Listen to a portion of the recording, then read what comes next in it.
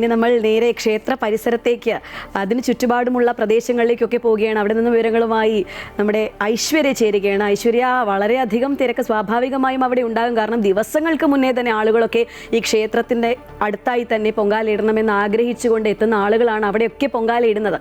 ഇപ്പോൾ അവരൊക്കെ തയ്യാറെടുത്ത് കഴിഞ്ഞു. ഒപ്പം ഐശ്വര്യയുടെ കൂടെ ഒരാളുണ്ടെന്ന് ഞാൻ കരുതുന്നു. ആ വ്യക്തിയുടെ വിശേഷങ്ങൾ കൂടി അറിയേണ്ടതായിട്ടുണ്ട്.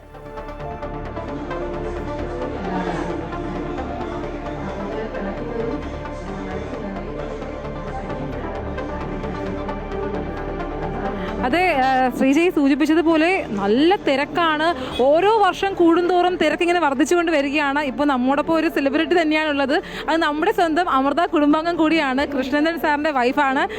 വനിതാ മാമാണ് കൂടെയുള്ളത്. മാം, എത്ര വർഷമായി പൊങ്കാലയുടെ വരുന്നുണ്ട്? കുറച്ച് കാലമായിട്ട് എനിക്ക് പറ്റുന്ന കൊല്ലങ്ങളൊക്കെ ഇടാറുണ്ട്. ഈ വീട്ടിലാണ് എപ്പോഴും ഇടാറ്.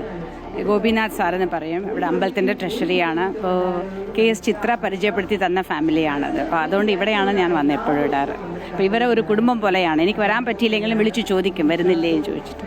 ഇക്കൊല്ലം ഇടാൻ പറ്റുമോ എന്നൊക്കെ വിചാരിച്ചിരുന്നു. പക്ഷേ ദേവി വിളിച്ചു, നമ്മൾ വന്നിരുന്നു. ആറ്റുകാൽ അമ്മയുടെ നടയിൽ വരുമ്പോൾ നമുക്ക് എന്തെന്നില്ലാത്തൊരു എനർജിയാണ് അല്ലേ? അപ്പം നമ്മൾ വന്നിട്ട് നമ്മളിങ്ങോട്ട് ക്ഷേത്രത്തിലെ എപ്പോഴും ഒരു എനർജി എന്നെയാണല്ലോ.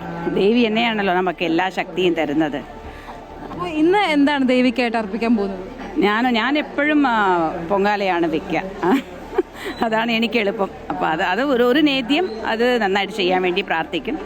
ലോകത്തിന് വേണ്ടിയിട്ട് പ്രാർത്ഥിക്കും. ലോക സമസ്ത സുഖിനോ ഭവന്തു. അത് മാത്രമേ ഉള്ളൂ. ഇൻഡിവിജ്വലായിട്ട് പ്രാർത്ഥിച്ചിട്ട് കാര്യമില്ലല്ലോ. ലോകം നന്നായിട്ടുണ്ടെങ്കിലല്ലേ നമുക്ക് എല്ലാവർക്കും ജീവിതമുള്ളൂ. അതിനുവേണ്ടി പ്രാർത്ഥിക്കാറുണ്ട്. ഇന്ന് പ്രത്യേകിച്ച് അതിനു വേണ്ടിയിട്ടാണ് പ്രാർത്ഥിക്കുന്നത്. സ്ത്രീകളുടെ ശബരിമല എന്നാണ് ആറ്റുകാൽ അമ്മയുടെ പരിസരം അറിയപ്പെടുന്നത്. അതുകൊണ്ട് തന്നെ ഓരോ വർഷം കൂടുന്തോറും ഭയങ്കര തിരക്കാണ്. അതായത് ഞങ്ങൾ ഇങ്ങോട്ടേക്ക് കടന്നു വരാൻ ഏകദേശം 2 മണിക്കൂർ എടുത്തു. അത്ര തിരക്കാണ്. ഈ കഴിഞ്ഞ വർഷങ്ങൾ നോക്കുമ്പോൾ മാമിന് എന്താണ് തോന്നുന്നത്? നല്ല കൂടിയാണ് തിരക്ക് വരുന്നത്.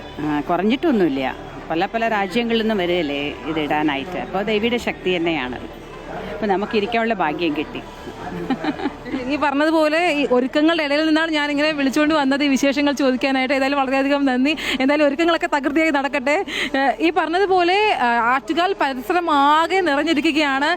എല്ലാവരും ഉണ്ട്. ഈ പറഞ്ഞതുപോലെ പല നാടുകളിൽ നിന്നുമാണ് ഇങ്ങോട്ടേക്ക് പൊങ്കാല അർപ്പിക്കാനായി എത്തിക്കൊണ്ടിരിക്കുന്നത്. നമുക്ക് ഇവിടെയുള്ള വിശേഷങ്ങൾ തന്നെ ചോദിക്കാം. ഇവിടെ ഒരു അമ്മയും മകളും ഒരുക്കങ്ങളുമായി തകൃതിയായി ഒരുക്കങ്ങൾ നടക്കുകയാണ്. നമുക്ക് ചോദിക്കാം, അത് മകളോട് ചോദിക്കാം.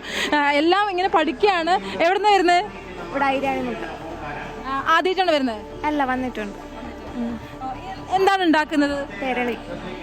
തെരളിയപ്പം ഉണ്ടാക്കാനുള്ള ഒരുക്കത്തിലാണ്. അമ്മയോട് ചോദിക്കാം. തിരക്കിലാണ്. എങ്ങനെയുണ്ട് തിരക്കൊക്കെ? എങ്ങനെയുണ്ട്? തിരക്കൊക്കെ ഭയങ്കര നടന്നു വരാൻ വലിയ ബുദ്ധിമുട്ടായിരുന്നു. ആറ്റുകാൽ അമ്മയുടെ തൊട്ടടുത്താണ് പൊങ്കാല ഇടുന്നത്. പക്ഷെ ഞാൻ മുട്ടത്തറയിലുള്ളതാണ്. ഞാൻ ഇവിടെ വന്ന് ഐരാണി മുട്ടത്ത് വന്നാണ് ഇങ്ങ് വന്നത്. കുറേ വർഷങ്ങളായി വരുന്നുണ്ട്. 20 വർഷത്തോളമായി വരാൻ തുടങ്ങിയിട്ട്. 20 വർഷത്തോളമായി അമ്മ ആറ്റുകാൽ അമ്മയ്ക്ക് പൊങ്കാല അർപ്പിക്കാനായി വരുന്നുണ്ട്. ഈ വർഷവും വന്നിരിക്കുകയാണ്. അതായത് നമുക്കിവിടെ ഇവിടുത്തെ ഒരു ആറ്റുകാൽ അല്ലെങ്കിൽ ഈ തിരുവനന്തപുരത്തിൻ്റെ പ്രത്യേകത എന്ന് പറയുന്നത് പൊങ്കാല ആകുമ്പോഴേക്കും ഈ ആറ്റുകാലുള്ള പരിസരമാകെ വീടുകളൊക്കെ ഇതുപോലെ ഈ ഗേറ്റുകളൊക്കെയും തുറന്നു കൊടുക്കും. പൊങ്കാല അർപ്പിക്കാൻ വരുന്നവർക്കായി ഒരു സ്പേസ് ഒരുക്കി കൊടുക്കും. അതാണ് ഈ തലസ്ഥാനവാസികളുടെ ഒരു പ്രത്യേകത എന്ന് പറയുന്നത്. കൂടാതെ ഈ റോഡുകളാകെ പൊങ്കാല കലങ്ങളായി നിറഞ്ഞിരിക്കുകയാണ്. നമുക്കൊരു അമ്മയോട് ചോദിക്കാം. അമ്മ എവിടെ നിന്നാണ് വരുന്നത്? പോത്തൻകോട്. എത്ര വർഷമായി വരുന്നുണ്ട്?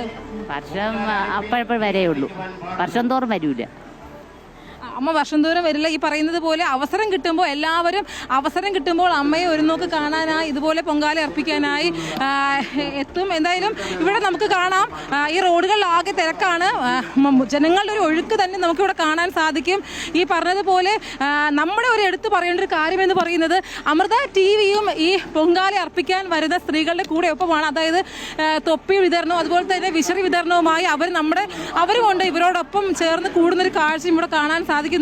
എന്തായാലും സ്ത്രീകൾ മാത്രമല്ല പുരുഷന്മാരും ഇവിടെ ഉണ്ട്. ചേട്ടാ, എവിടെന്നാ വരുന്നത്?